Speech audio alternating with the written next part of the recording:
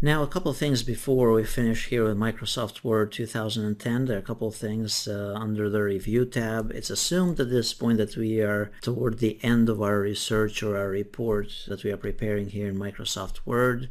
And now, finally, we need to check the spelling, do some additional word selection, and then probably insert some comments and things of that nature. We need to first go under the Review tab, and then we click under Spelling and Grammar. So once we go under Spelling and Grammar, then we go and go throughout the whole document. We check the grammar, make the appropriate corrections. Once we are done with the Spelling and Grammar, then we can also use, and this is another feature that you can use very easily, use the Research option. And the Research option, it's actually pretty good that you can select a word, right click on the word, and then choose either synonyms for that word. So you'd basically be finding the appropriate word. Instead of asking somebody next to you what's another word for this, you'd simply right click on it, choose synonyms, and then select the right word here.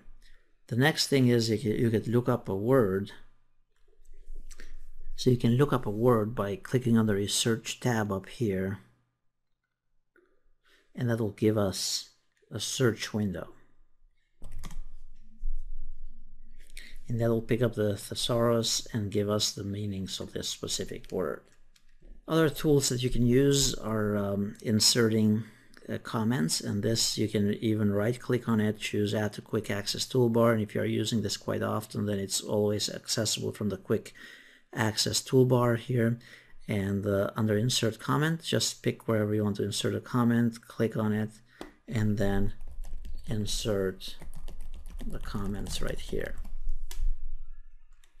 So you'd go throughout the whole document.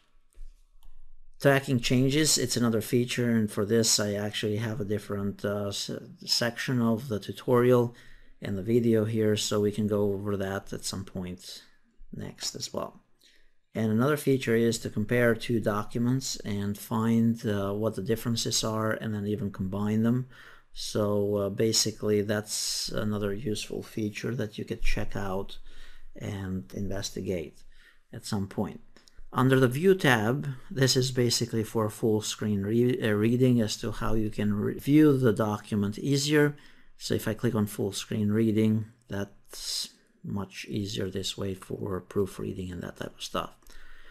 Once you're in full screen here for reading, you have a bunch of options as well on the top.